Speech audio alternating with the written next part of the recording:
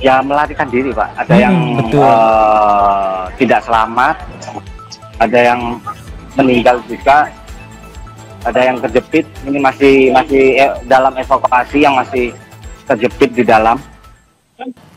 Yang Anda saksikan di layar kaca Anda ini adalah visual terkini sesaat setelah bangunan ini roboh. Tampak ada Wakil Bupati Sidoarjo, Mimik Idayana, yang juga langsung memantau bagaimana proses evakuasi yang tengah dilakukan. Tadi sempat disampaikan ataupun sempat menyampaikan kepada jurnalis Kompas TV Jack Robi bahwa akan ada alat bantu yang segera didatangkan untuk membantu proses evakuasi ini, saudara. Kita cari tahu lebih dalam lagi terkait dengan kejadian ini. Kita tanyakan kepada salah satu santri dari pondok pesantren yang ambruk di Sidoarjo ini. Ada Mbak Sofa, ada Mas Sofa. Selamat petang. Assalamualaikum Mas Sofa. Waalaikumsalam. Mas Sofa, bisa diceritakan kronologi kejadian? Saat kejadian Anda sedang berada di mana dan bagaimana ceritanya? Saya lagi berada di belakang. Untuk kejadian itu lagi ada kegiatan sholat asar. Oke. Kemudian bangunan yang ambruk ini biasanya digunakan untuk kegiatan apa? Untuk kegiatan sholat, untuk kegiatan mengajar dan mengaji. Untuk kegiatan belajar, mengaji, dan juga sholat asar, begitu ya? Kalau iya. Berarti bangunan ini ambruk pada saat santri tengah melaksanakan sholat asar, begitu? Sholat, iya benar. Biasanya kan sholat asar dilakukan secara berjamaah ya, berarti memang berjamaah. banyak santri di sana berarti ya? Banyak santri. Kemudian Mas Sofa, saat kejadian, saat ambruk, bagaimana akhirnya santri menyelamatkan diri dari ambruknya bangunan ini?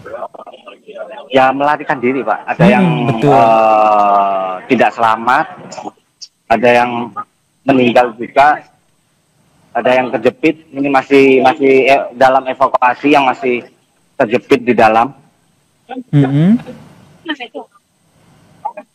Sejauh ini informasi yang Mas Sofa peroleh, ada berapa santri yang sudah diselamatkan dan kondisi mereka seperti apa? Kalau yang sudah diselamatkan ratusan. Untuk kepastiannya masih didata sama santri-santri yang aktif, pengurus santri itu.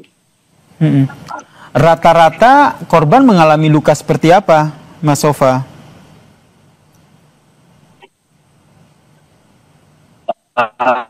Luka-luka, badan terluka banyak. Ada yang patah juga, patah tulang.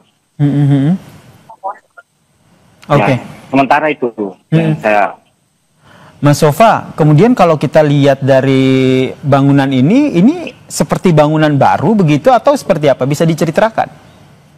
Untuk masalahnya bangunan baru. Bangunan bangunan baru. Dalam 5 tahunan bangunan ini. Oke, ini ada berapa lantai bangunan yang digunakan untuk musola di pondok pesantren ini? Kalau nggak salah 3, kalau nggak 4. 3 lantai ya. Jadi itu ambruk semua yang begitu pastinya ya, Mas Sofa ya? Iya.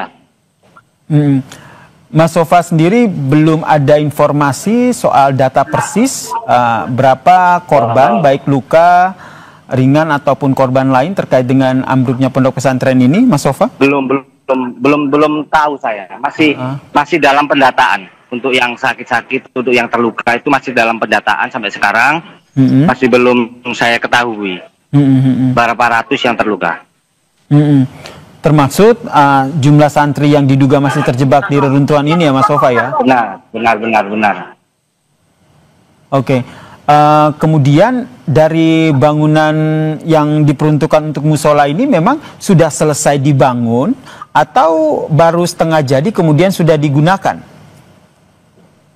Untuk bangunannya sudah selesai. Cuma saya kurang tahu pasti. Saya soalnya apa itu lagi nggak di sini tadi kejadian.